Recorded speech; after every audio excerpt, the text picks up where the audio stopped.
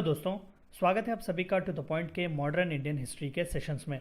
हमने already 28 chapters ख़त्म किए हुए हैं। मैं आपसे रेकमेंड करूंगा कि पहले जाकर आप वो 28 चैप्टर्स देखें ताकि जो टाइमलाइन हम फॉलो कर रहे हैं वो आप भी फॉलो कर सके। हमने पिछले चैप्टर्स में देखा कि किस तरीके से non cooperation movement, civil disobedience movement और आखिर के चैप्टर में क्विट इंडिया मूवमेंट के बारे में हमने देखा कि किस तरीके से क्विट इंडिया मूवमेंट एक बहुत ही सिग्निफिकेंट चैप्टर था इंडियन इंडिपेंडेंस मूवमेंट का। हमने देखा कि किस तरीके से सुभाष चंद्र बोस जो थे वो इंडियन नेशनल आर्मी को बना रहे थे।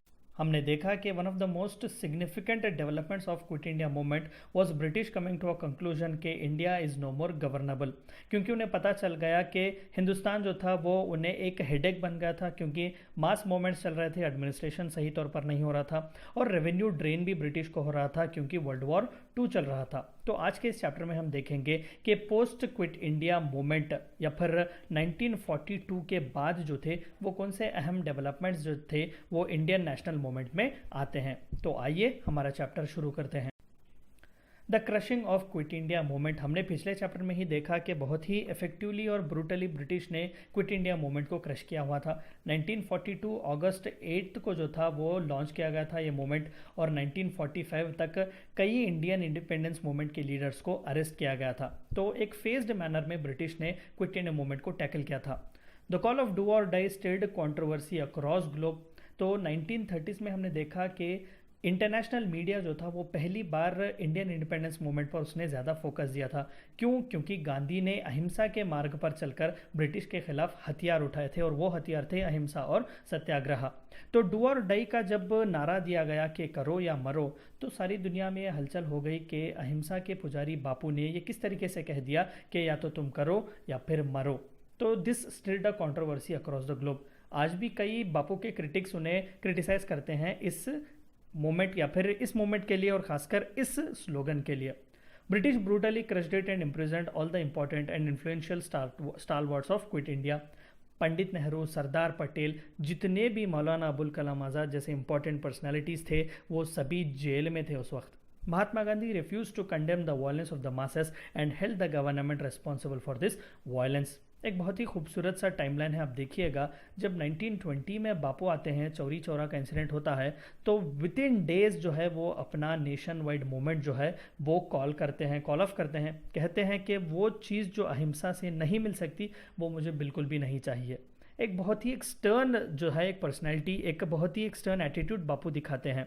उन्हें क्रिटिसाइज भी किया जाता है क्योंकि अगर इस मोमेंट को इस तरीके से जाने की कोशिश की जाती थी या फिर इजाज़त दी जाती थी कि एक या दो वायलेंट एक्टिविटीज़ के नाम पर आप पूरे मोमेंट को वायलेंट नहीं कह सकते, अगर बापू ने इसी वक्त इसका सपोर्ट किया होता तो 1920s में ही जो है इंडिया को इंडिपेंडेंस मिल जाता, लेकिन बापू ने इसे सपोर्ट नहीं किया। तो एक टाइमलाइन फॉलो कीजिए। अगर 1920 में जो है बापू ने पहली बार यह कहा कि विदाउट अहिंसा किसी भी तरीके का फ्रीडम नहीं मिल सकेगा। 1930s में जो सिविल डिसोबीडियंस मूवमेंट था, हमने देखा कि चंद वायलेंट इंसिडेंट्स तो हुए थे लेकिन बापू जो थे उन्हें इग्नोर करते हैं। लेकिन यहाँ पर देखिए बापू रिफ्यूज़ करते हैं कंडेम करने के लिए वो वायलेंस जो मासस ने किया हुआ था। यानी कि 1940 तक आते आते बापू को ये पता चल जाता है कि ब्रिटिश जो थे वो हिंदुस्तान से जाने के लिए तैयार नहीं थे, और वो इस कंक्लूजन पर आते हैं कि एक पैन इंडिया बेस्ड मूवमेंट अगर ले जाना है तो there will be few loopholes and violence is inevitable. तो इनडायरेक्टली या फिर डायरेक्टली उन्होंने सरकार को इसका रिस्पॉन्सिबल बताया, कहा कि it is because of you all this violence is happening. After quit India, there could be no retreat. Independence was no longer a matter of bargain, and this became amply clear after the World War II. 1940s में जब world war 2 चल रहा था और खासकर 1945 के बाद जब वर्ल्ड वॉर 2 हो गया, हिंदुस्तानियों ने क्लियरली कहा गया कि अब ये बार्गेन नहीं है, ये ना ही अब ये डिमांड है, हम तुमसे कुछ पूछ ही नहीं रहे हैं, अब हिंदुस्तान हमारा है। The Congress leadership were cut off from the rest of the world for over 3 years. 1942 से लेकर 1945 तक सभी जेल में हैं। Gandhi's wife Kasturba Gandhi and his personal secretary Mahadev Desai died. तो इसी वक्त जब बापू जेल में थे तो इन दोनों बहुत ही प्रोमिनेंट पर्सनैलिटीज़ और बापू की पर्सनल ज़िंदगी से जो सबसे ज़्यादा खास थे उनकी बीवी कस्तूरबा और उनके पर्सनल सेक्रेटरी महादेव देसाई जी की मौत होती है, देहांत होता है इस मोमेंट में या फिर इस फेज़ में। Although the British released Gandhi on account of his health in 1944, he kept up the resistance demanding the release of Congress leadership. तो बापू की तबीयत ज़्यादातर बिगड़ जाती है क्योंकि वो या तो अनशन पर बैठते थे या फिर वो भूख हड़ताल पर बैठते थे, उपवास रखते थे। तो ज़्यादातर वो डिमांड कर रहे थे कि बाकी के जो लीडर्स थे कांग्रेस के उन्हें छोड़ दिया जाए। हालांकि 1948 में उन्हें छोड़ दिया गया, लेकिन बापू ने जो है अपने डिमांड को 1944 से ही जारी रखा था जब उन्हें हेल्थ कंसर्न्स पर छोड़ा गया था।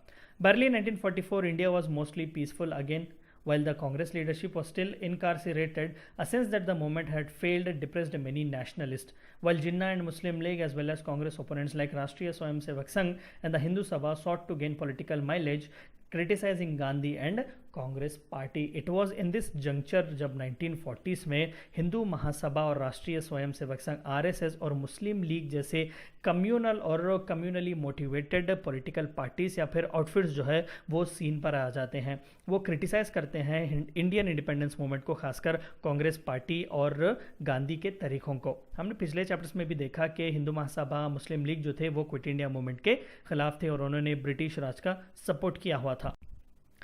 इंडियन नेशनल आर्मी ट्रायल्स, जिन्हें INA ट्रायल्स भी कहा जाता है, one of the most important, prelims में भी कई बार सवाल पूछा गया है। तो आइए देखते हैं कि INA ट्रायल्स क्या थे।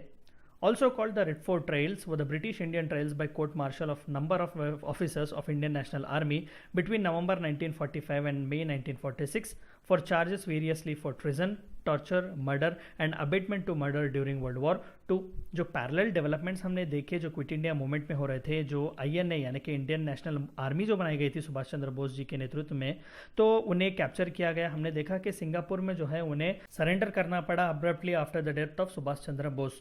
तो कहीं ना कहीं वो सरेंडर करने वाले ऑफिसर्स को कोर्ट मार्शल किया जा रहा था। तो इसी ट्रेल्स को जो है वो रेडफोर्ड ट्रेल्स भी कहा जाता है क्योंकि वो लाल किले के पास किए गए थे, पब्लिकली किए गए थे, क्योंकि ब्रिटिश जो है वो हिंदुस्तानियों में फिर से डर पैदा करना चाहता था। In total approximately 10 court martials were held. पूरे 10 कोर्ट मार्शल्स के सेशंस रखे गए थे। The first of these and the most celebrated one was the joint court martial of colonel Prem Sahgal, colonel Gurbaksh Singh Dhillon and major general Shahnawaz Khan. आप पिक्चर देख सकते हैं, ये जनरल शाहनवाज खान की पिक्चर है। तो ये मेन इंपॉर्टेंट जनरल्स थे, कर्नल्स थे या फिर बहुत ही इन्फ्लुएंशियल पर्सन्स थे इंडियन नेशनल आर्मी के, जो सुभाष चंद्र बोस के नेतृत्व में लड़ रहा था। तो सबसे पहले कोर्ट मार्शल्स में इन्हीं को सजा सुनाई गई थी। These trials attracted much publicity and public sympathy for the defendants, who were considered by some to be patriots of India and fought for the freedom of India from British Empire। तो जाहिर सी बात थी कि ये लोग हिंदुस्तान के लिए लड़ रहे थे, पर्सनल गेंस के लिए नहीं। तो एक आउटरीच था ब्रिटिशों के खिलाफ और सिंपैथी आ रही थी हिंदुस्तानियों के दिलों में। आप पिक्चर देख सकते हैं, ये कर्नल प्रेम सहगल की पिक्चर है। पोस्ट ट्रेल्स, तो आइए देखते हैं कि इस INA ट्रेल्स के बाद क्या हुआ। Beyond the concurrent campaigns of non-cooperation and non-violent protest, this spread to include mutinies and wavering support within British Indian armies। तो पोस्ट ट्रेल जो है वो नॉन वायलेंट तरीके से कई छोटे छोटे मूवमेंट्स तो चल रहे थे पूरे हिंदुस्तान में कहीं ना कहीं, लेकिन जो ज़्यादातर ब्रिटिश इंडियन आर्मी उस वक्त थी उसमें चेंज नहीं आ रहा था क्योंकि वो अभी भी लॉयल थी ब्रिटिश इंडिया को लेकर। लेकिन इन कोर्ट मार्शल्स के बाद जो है वो जो अहम सबसे बड़ी रीढ़ की हड्डी जिसे कहा जाता है backbone of British India at that time was British Indian army, तो उसी ब्रिटिश इंडियन आर्मी में म्यूटिनीज शुरू होते हैं, रेबल और रिवोल्ट्स शुरू होते हैं। This moment marked the last major campaign in which the forces of Congress and Muslim League aligned together. The Congress tricolor and the green flag of League were flown together at the protest। तो ये आखिरी ऐसा campaign था जिसमें Indian Muslim league और Indian national Congress ने मिलकर भाग लिया हुआ था, क्योंकि वो जानते थे कि वो INA के जो सोल्जर्स थे उन्होंने हिंदुस्तान के लिए लड़ाई की थी, अपने पर्सनल रीजंस के लिए नहीं। During the trials mutiny broke out in the Royal Indian navy. हम आगे के स्लाइड्स में इसके बारे में बात करेंगे। Incorporating ships and shores establishments of the Royal Indian Navy throughout India from Karachi to Bombay and from Vizag to Calcutta. तो रॉयल इंडियन नेवी में जो थे वो तहलका मच गया था इस ट्रेल्स या फिर इस रेडफोर्ड ट्रेल्स के बाद। क्रिसमस आइलैंड म्यूटिनी, तो आइए देखते हैं कि ये था किसके बारे में। After 2 Japanese attacks on Christmas island, दरअसल क्रिसमस आइलैंड एक छोटा सा आइलैंड है ऑस्ट्रेलिया के पास। In late February and early March 1942, relations between the British officers and the Indian troops broke down। तो कहीं ना कहीं इंडियन ट्रूप्स जो गए थे ब्रिटिश आर्मी के हिस्सा बनकर, जो जापान के खिलाफ लड़ने वाले थे, इस क्रिसमस आइलैंड के पास जो ऑस्ट्रेलिया के पास है, तो इन ब्रिटिश ऑफिसर्स और इन ब्रिटिश ट्रूप्स के बीच बात चल गई थी, यानी कि उन दोनों के बीच कहीं ना कहीं असहमति थी। तो there was a mutiny which breakout the relationship, ये दोनों के बीच जो रिलेशनशिप्स थे वो खराब हो चुके थे। तो आइए जानते हैं इसकी वजह से हुआ क्या। On the night of 10th March the Indian troops assisted by 6 policeman mutinied, तो भगावत पर उतर गए, killing 5 British soldiers and imprisoning the remaining 21 Europeans on the island. तो म्यूटिनी हुई, रेबल किया गया, तो खुद British troops, British Indian army के जो ट्रूप्स थे वो ब्रिटिश एडमिनिस्ट्रेटर्स के खिलाफ जाते हैं और 5 ब्रिटिश सोल्जर्स को जो है वो मार गिराते हैं। Later on 31st March a Japanese fleet arrived on the island and the Indians surrendered। तो उस वक्त जापान के खिलाफ ब्रिटिश लड़ रहा था, तो जाहिर सी बात थी कि ये इंडियन ट्रूप्स जो उस वक्त ब्रिटिशों की तरफ से गए थे वो सरेंडर कर चुके थे जापान को। तो ये था Christmas island mutiny. It was also one of the most significant part in the Indian independence movement. The Royal Indian Navy revolt, यह बहुत ही सिग्निफिकेंट है क्योंकि इसके बाद जो है वो कोई भी मूवमेंट, कोई भी प्रोटेस्ट, कोई भी हड़ताल वगैरह कुछ नहीं हुआ। द लास्ट और the next thing to happen was Indian independence in 1947। तो बहुत ही सिग्निफिकेंट एक डेवलपमेंट है। तो आइए जानते हैं कि रॉयल इंडियन नेवी का रिवोल्ट था क्या। The Royal Indian navy mutiny encompasses a total strike and subsequent mutiny by Indian sellers of RIN Royal Indian Revolt on the boat ship and shore establishment at Bombay Harbour on 18 February 1946. From the initial flag point in Bombay, the mutiny spread and found support throughout British India, from Karachi to Calcutta, and ultimately came to involve 78 ships, 20 shore establishments and 20,000 sailors। तो आप देख सकते हैं ये Bombay harbour, जो उस वक्त Bombay harbour था, वहाँ पर ये शिप रखी गई है रॉयल इंडियन म्यूटिनी या रॉयल इंडियन नेवी की। तो उस वक्त नेवी भी जो थी वो ब्रिटिश इंडियन आर्म्ड फोर्सेस का हिस्सा था। तो जिस तरीके से चेंजेस आ रहे थे, जिस तरीके से INA के ट्रेल्स हुए थे, तो पूरे ब्रिटिश इंडियन आर्मी में उस वक्त जो थी वो बगावत हो रही थी, म्यूटिनी हो रहे थे, सोल्जर्स जो थे वो खिलाफ हो रहे थे कि तुम हमारे लोगों को ही मार रहे हो और हम पर ही तुम राज कर रहे हो, दिस इज़ अनएक्सेप्टेबल। तो कहीं ना कहीं ब्रिटिश इंडियन रॉयल नेवी जो उस वक्त थी उसमें भी ये म्यूटिनी शुरू हो गई थी। तो बॉम्बे से लेकर कराची तक पूरे शोर में, यानी कि पूरे भी जितने भी कोस्टल एरियाज में इंपॉर्टेंट जो शोर्स थे, इंपॉर्टेंट जो कोस्टल डेस्टिनेशंस थे, वहाँ पर ये म्यूटिनी स्प्रेड की गई और ब्रिटिशों के खिलाफ आवाज़ उठाई जा रही है। कई बार फिल्म्स में सवाल भी पूछा गया है कि which was the last important chapter to have happened in Indian independence movement, तो वो रॉयल इंडियन नेवी रिवोल्ट है, याद रखिएगा। World War Two, the downfall of British. तो किस तरीके से वर्ल्ड वॉर टू ने ब्रिटिश को अपने घुटनों पर बिठा दिया।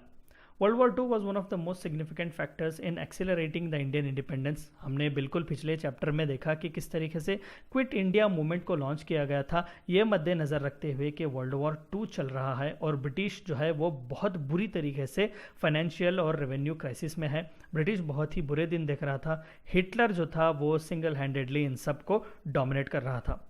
And the independence of many British and non-British colonies. In the period of 1945 to 65, decolonization led to more than 3 dozen countries getting freedom from their colonial powers. Many factors played in the downfall of British Empire. तो वो देश जो एक 200 साल पहले, जो 1800s या फिर 1750s में 1/3 दुनिया के हिस्से पर राज कर रहा था, आज वो बहुत ही बुरी हालत में था। With in a span of 20 years nearly 3 dozen यानी कि 36 कंट्रीज जो है वो इंडिपेंडेंस लेते हैं कॉलोनियल पावर से। Following World War II, it was untenable for British to raise capital on its own to keep its colonies.